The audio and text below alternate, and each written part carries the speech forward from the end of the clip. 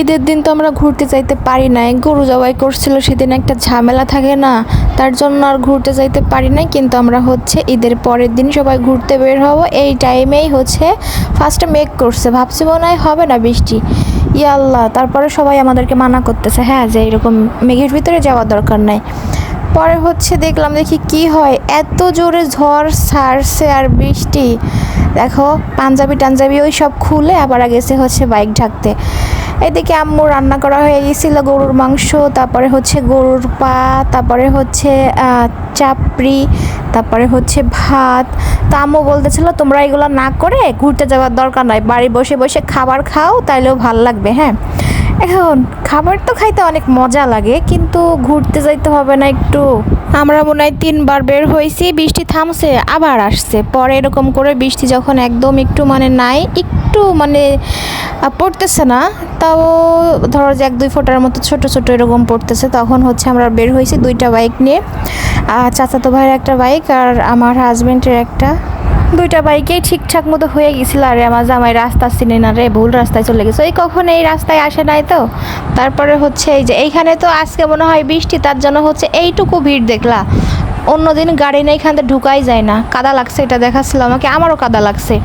আর এত পরিমাণে যে মানুষ আসছে কি বলবো, আমরা ভাবছিলাম ভিডিওতে দেখছি ঝড়ে এটা উড়াই নিয়ে গেছে হ্যান ত্যান, মানে অবস্থা খুবই খারাপ ছিল। তারপরেও এসে দেখি মানুষ আর মানুষ, মানে মানুষের অভাব নাই।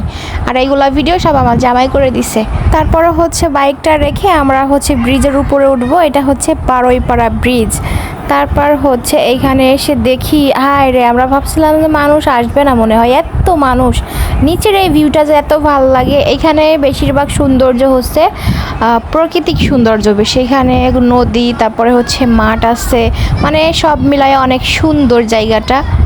এখন দেখি যে ঝিরিঝিরি বৃষ্টি পড়তেছে। হ্যাঁ, আমাদের প্রবলেম হইতো না যদি বাবুকে না নিয়ে যাইতাম, কিন্তু বাবুকে তো নিয়ে যাইতে হবে।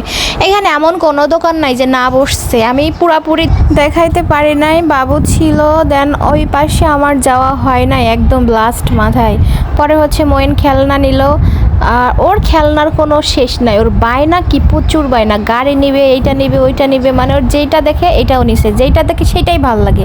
পরে হচ্ছে একটা সাপও নিছে। হ্যাঁ, দেখছো কত খুশি হইলে কি হয়েছে, ওরে একদিন নিয়ে দিছি, সেই একদিনেই সব খেলনা শেষ করে দিবে, এমন কোনো খেলনা নাই যে ওকে না দিছে, কিন্তু কিচ্ছু রাখে না, সব নষ্ট করে ফেলে, একদিনেই নষ্ট করে ফেলে। তারপরেও চাই, যার জন্য দিতে হয়।